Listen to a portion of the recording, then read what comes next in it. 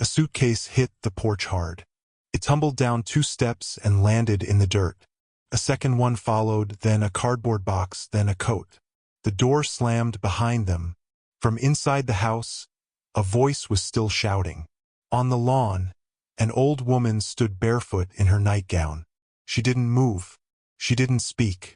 She just looked at the pile of her life sitting in the grass. 65 years old. No husband, no children of her own, no money in the bank. And the only family she had left had just locked her out. Her name was Eleanor Bishop. By the end of that week, she would spend the last $5 in her purse on something nobody else wanted. A rundown log cabin nobody had set foot in for 20 years. What she found inside that cabin changed everything. Stay with me on this one. Eleanor sat on that lawn for almost 2 hours. Nobody came back outside. Nobody opened a window.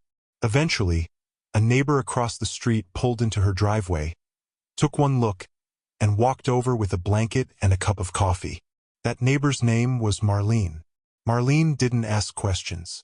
She just helped Eleanor pick up her things and carry them next door. Now here's the thing you have to understand about Eleanor Bishop. She was 65 years old, and she had spent the last 12 years of her life taking care of her own mother. Her mother had Alzheimer's. Bad. The kind that takes a person down slow. Eleanor's husband had died of a heart attack back when she was 51. They never had children. And when her mother started slipping, Eleanor sold her own little house, packed up everything she owned, and moved in with her younger brother and his wife to help look after their mother together. That was the plan anyway. In reality, the brother went to work. The wife went shopping. And Eleanor did everything else. For 12 years. 12 years of medication schedules and diapers and 3 a.m. wandering and gentle hand-holding through long, confused afternoons. Eleanor never complained. Not once. Then, 3 months before that morning on the lawn, her mother died in her sleep. The funeral was small.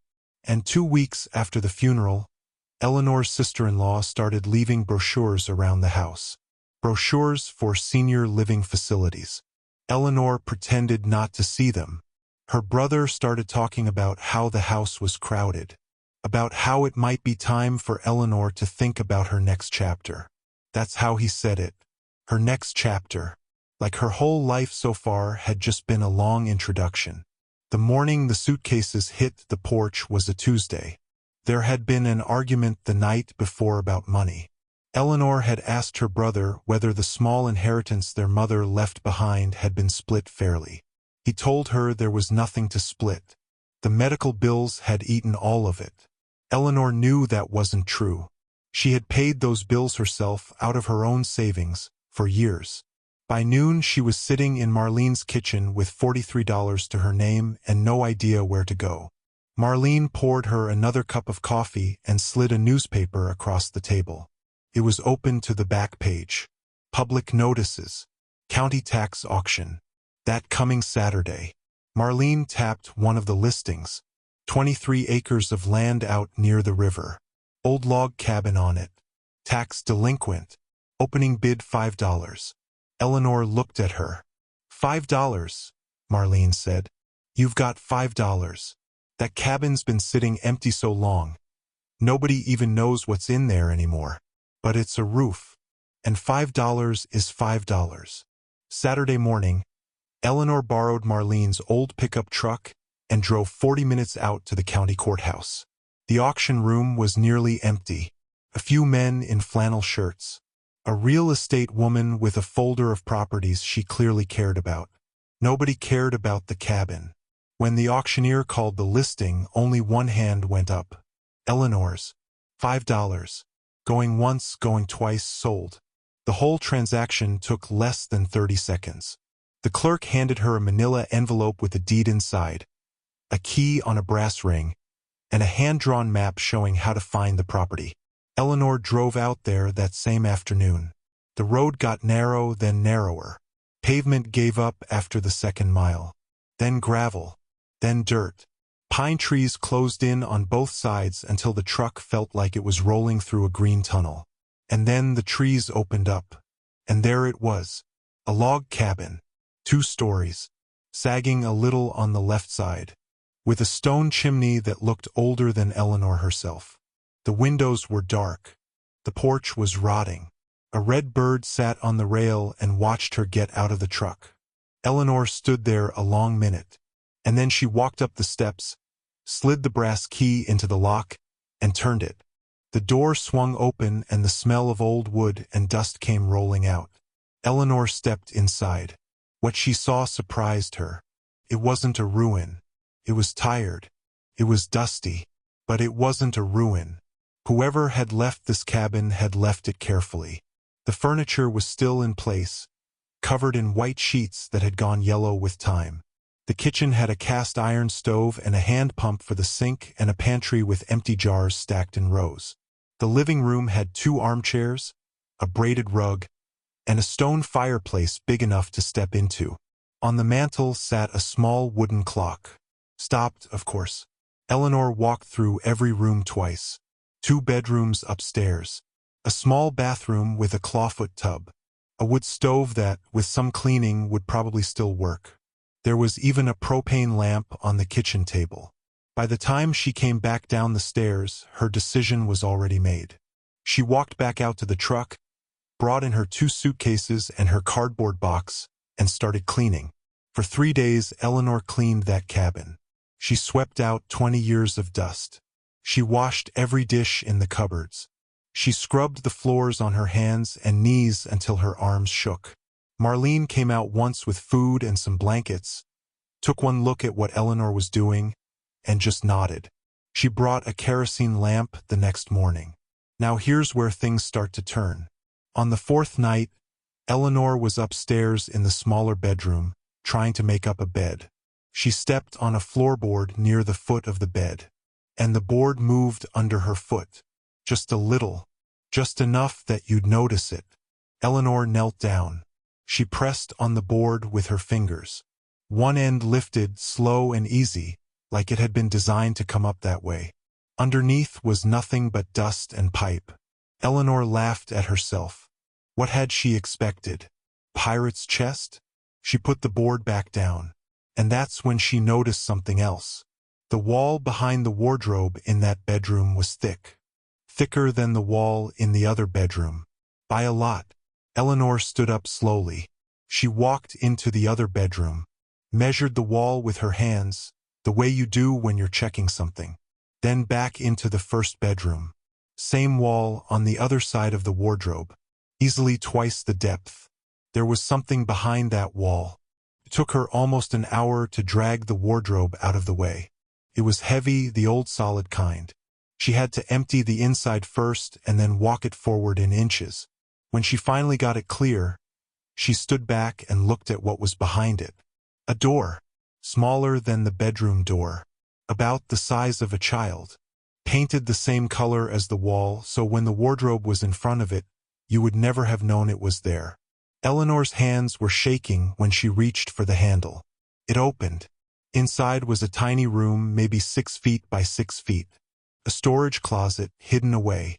And in the middle of the floor, sitting under a sheet, was a steamer trunk. Eleanor sat down on the floor in the doorway. For a long minute she just looked at it. She had been alone for so long that she had forgotten what it felt like to be surprised. She pulled the sheet off the trunk. The leather was old but solid. Brass fittings, a little tarnished. A latch but no padlock. Eleanor undid the latch and lifted the lid. And the first thing she saw, lying right on top, was a photograph in a silver frame. A young woman in a summer dress, standing on the porch of this very cabin, smiling at whoever was taking the picture. Eleanor stopped breathing. She knew that face. She had known that face her whole life. That face was her mother. Her mother, as a young woman, in her late 20s maybe, standing on the porch of a cabin that Eleanor had just bought at a county auction for $5. Eleanor put the photograph down. She stood up. She walked back down the stairs, one step at a time, and into the kitchen. She filled the kettle. She lit the propane lamp. She made herself a cup of tea. She sat at the kitchen table with her hands wrapped around that hot cup, and she just thought. Her mother had been here, Of course, it made sense in a strange, beautiful way. Her mother had grown up in this part of the country before she got married. Eleanor had always known that. She just never knew where exactly. And now here it was, a small piece of her mother's life, set aside and waiting. She thought maybe this was always how it was supposed to happen. Maybe everything in her life had been moving toward this cabin. The years of caregiving, the morning on the lawn, the $5 in her purse, all of it pointing her here.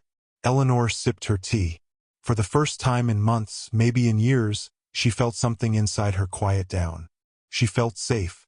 She felt like she had come home. That feeling lasted about 4 hours. At a few minutes after 10 that night, headlights came up the dirt road.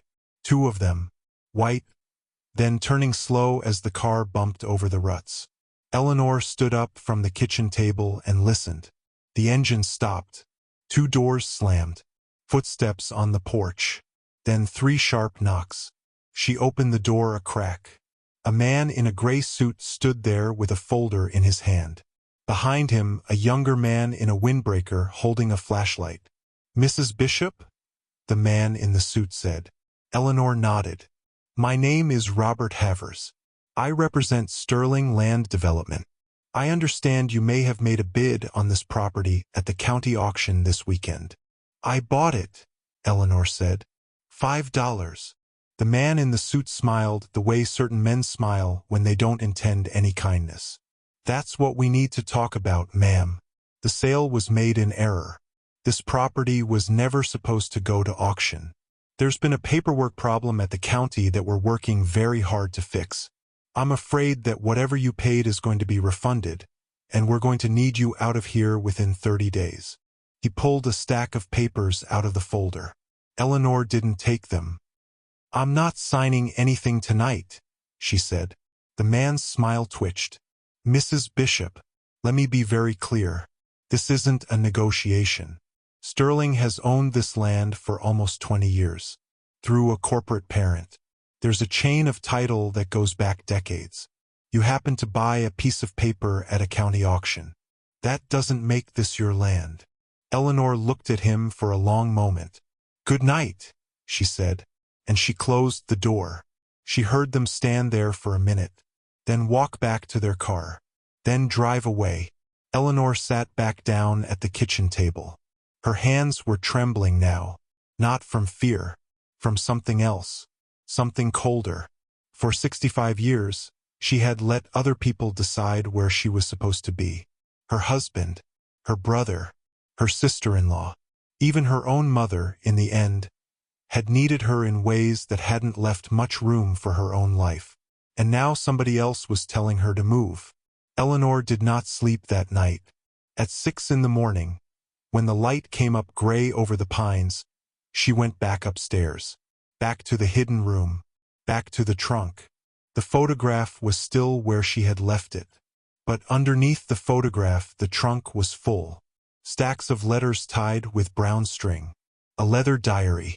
A wooden box smaller than a Bible.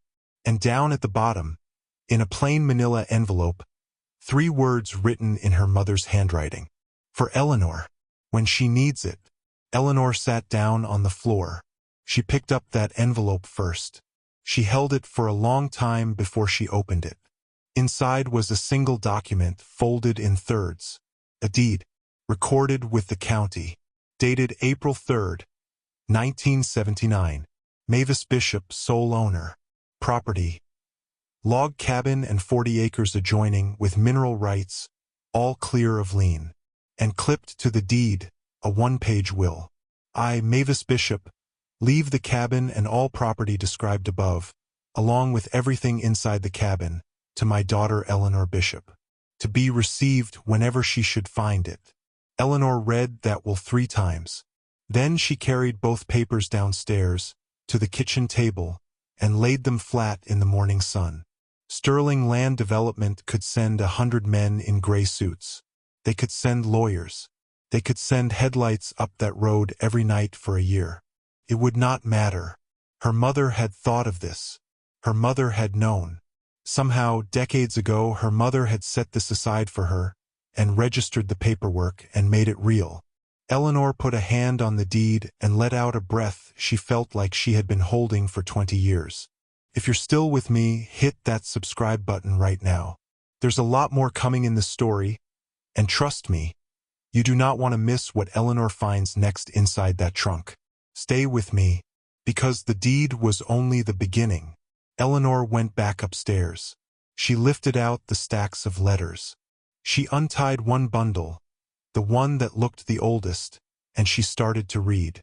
And what she read changed everything she had ever believed about her own family. There was a name in those letters that Eleanor had not heard in 50 years.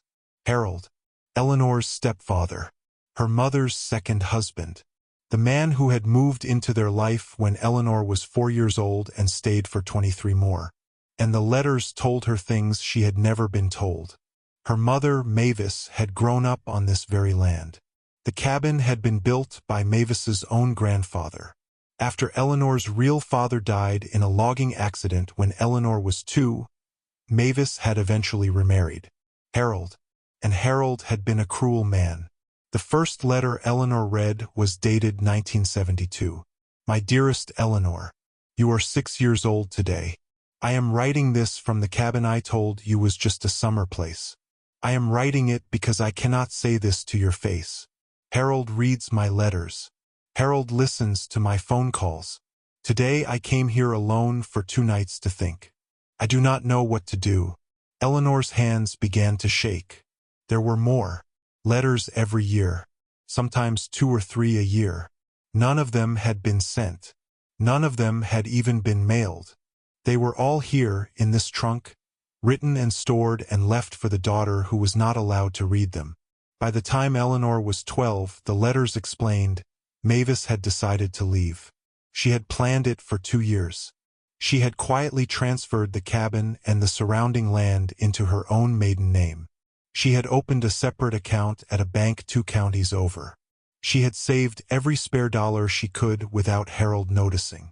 But Harold figured something out. He didn't know what. He knew enough. And he told Mavis that if she ever left him, he would take Eleanor with him and Mavis would never see her daughter again. Mavis stayed. For 20 more years, she stayed. She came out to the cabin 2 or 3 times a year when she could. She told Harold she was visiting an old cousin. Each visit, she put more money in the box. Each visit, she wrote another letter to Eleanor. The wooden box. Eleanor remembered the wooden box at the bottom of the trunk. She went back upstairs. She lifted it out. It was heavier than it looked. She opened it on the kitchen table. Gold coins. Hundreds of them. Old American gold pieces, rolled in tissue paper, in neat columns inside the wooden box. Some of them dated back to the 20s and 30s. Others were modern. American eagles. A few Canadian maple leaves. Eleanor lifted one coin into her palm. It was heavier than she expected. There was a note on top of the coins, in her mother's writing. Eleanor, I never trusted Harold. I never trusted his bank either.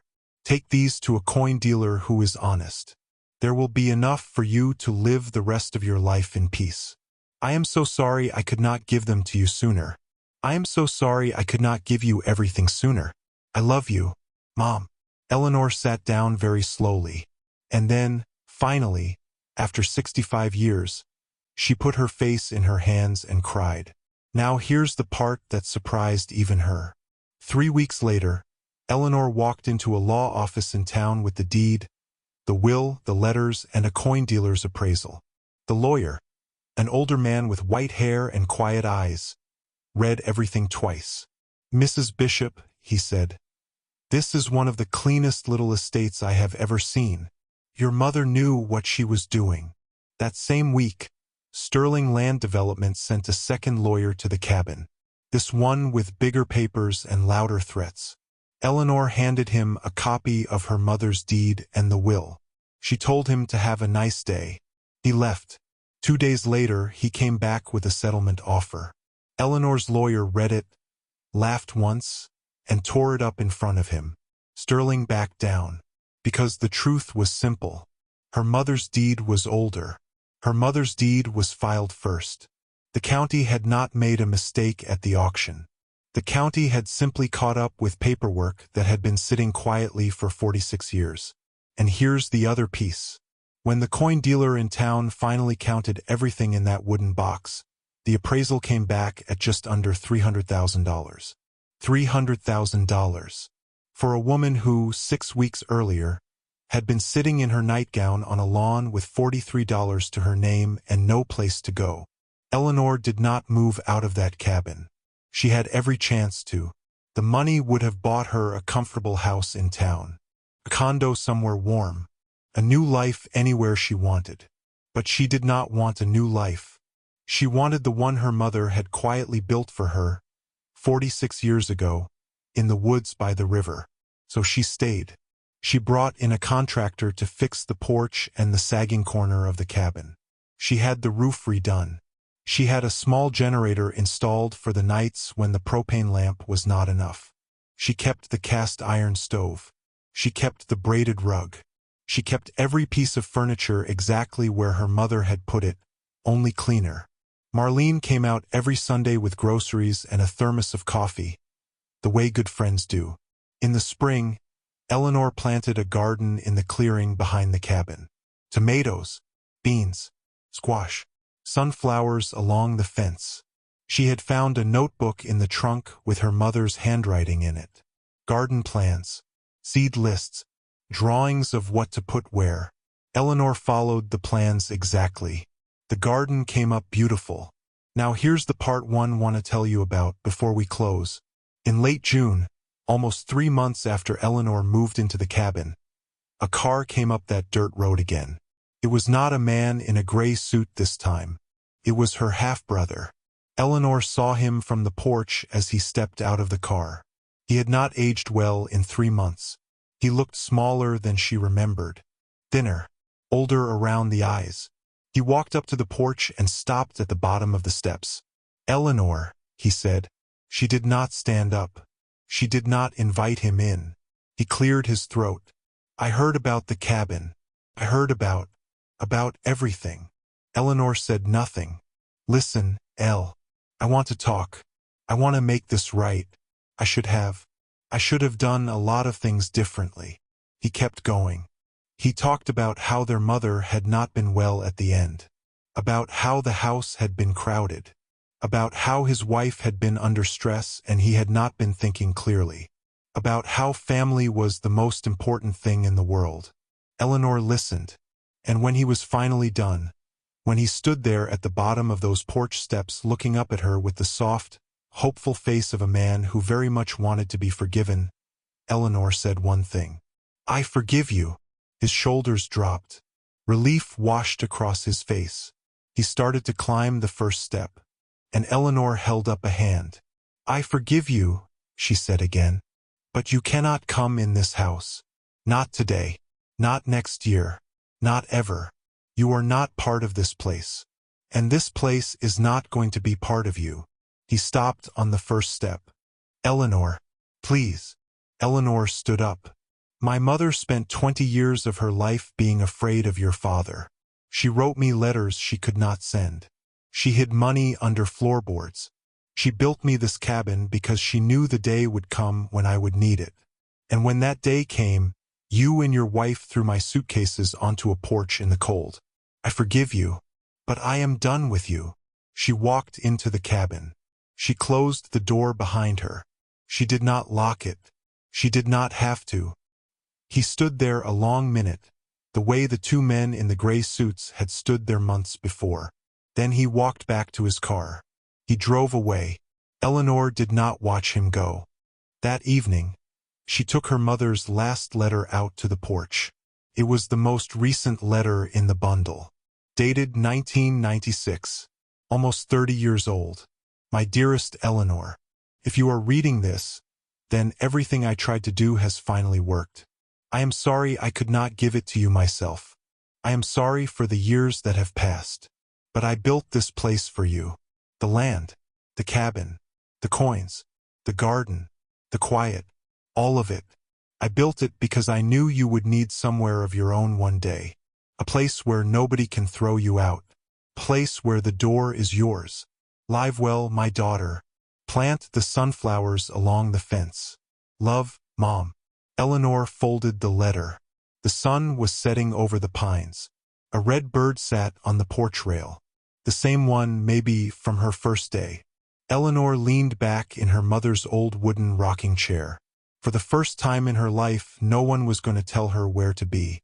No one was going to put her things on the porch. No one was going to point her toward the next chapter. She was already in it, and the door finally was hers.